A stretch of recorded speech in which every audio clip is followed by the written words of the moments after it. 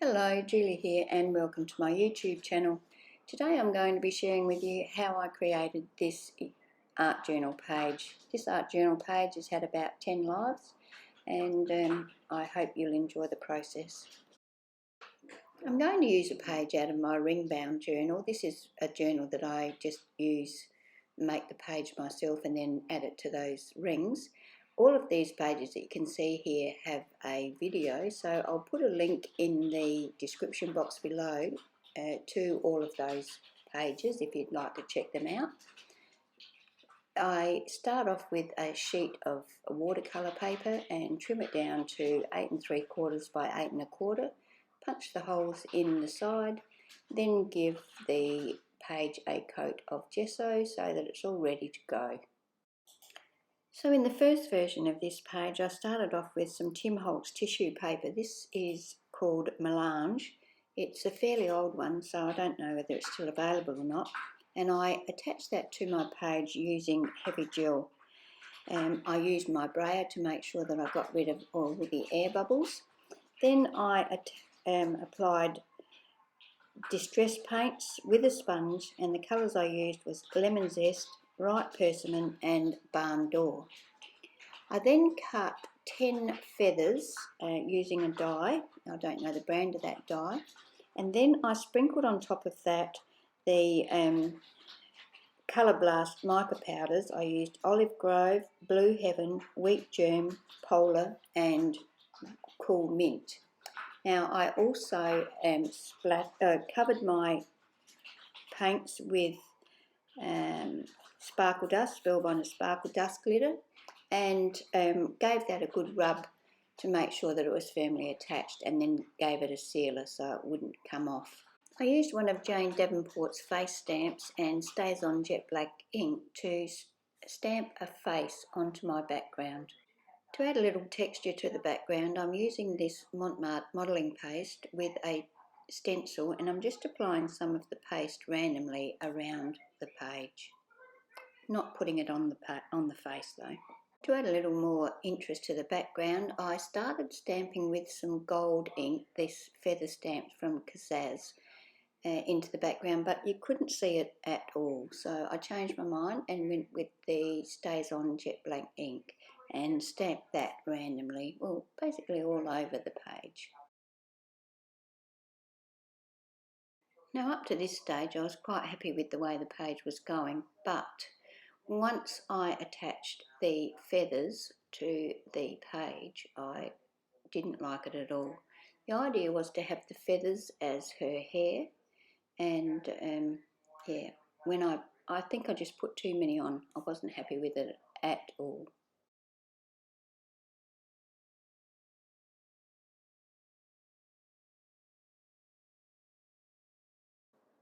So I gave the page a complete covering coat of black gesso.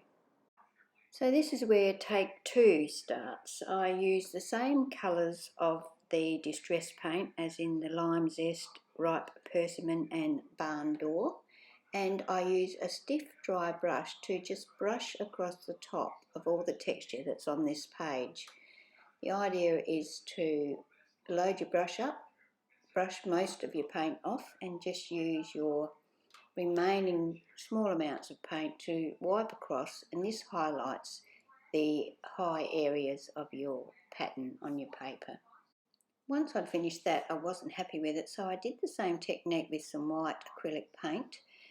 That didn't do it for me either, so I got out some mists and a yellow mist. I sort of dribbled it down from the top of the page and did the same thing with an orange.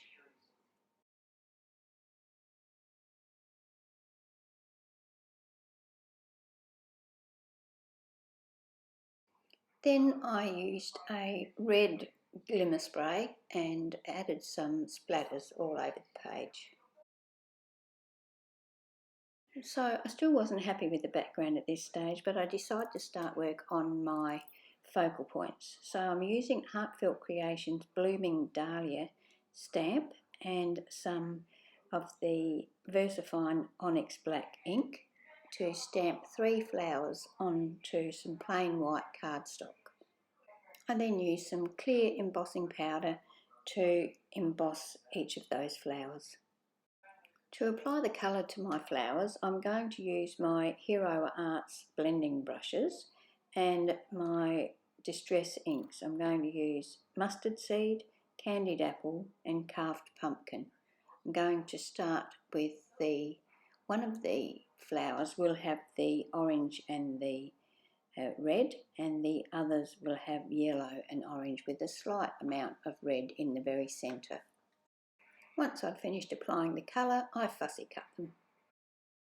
I gave the background one more try to resurrect it, and I used some white acrylic paint, watered that down, and then used my fan brush to add some white splatters to the background. Okay, wasn't happy with that, so here comes try number 3. This will be the final one. I end up being happy with this. So what I'm going to do is I'm going to use some acrylic paints and apply the acrylic paints to the page using a sponge. And I'm trying to make sure that I get right into all the crevices because there is a lot of dimension on this page. So I'm using spring green, jade green, southwest teal, yellow green and white. And I'm blending those together on the background so that I get a colour blend that I'm happy with. When that background was dry, I used my Dylusions Anatomy of a Page stamp and my Archival ink in black and just stamped randomly all over the page to add a bit more visual texture. The final touch for the background was to water down some white acrylic paint and use my fan brush to make some splatters all over the background.